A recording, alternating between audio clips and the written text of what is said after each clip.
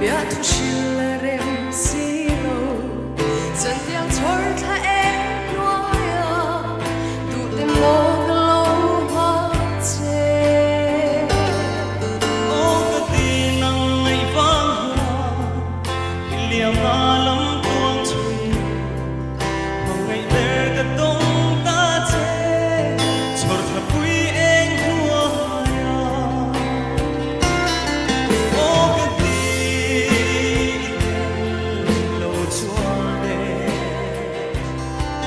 chu ni lê dân khoa cả măng liềm thấy xí lô cắn chuột lang người lâm còn đê trên lòng biết đi siêu tu để ăn ô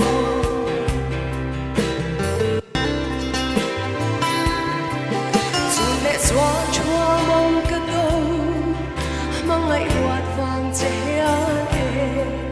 cả tất xa lệ luôn lấp hồ ít tan châu cơ rong la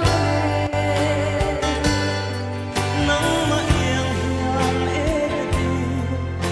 nằm rong rong cái làn chè cất đi xin dùng giam em lắm việc đi ăn làn chè ô cái đi tên lâu chua đê chu ni lê dân khoa cả măng liềm thấy xí lô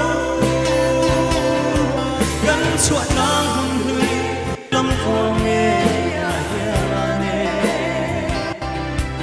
trên lâu bia thu đi siêu tu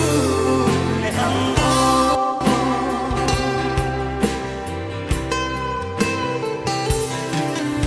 nào mơ tuôn trôi tu ra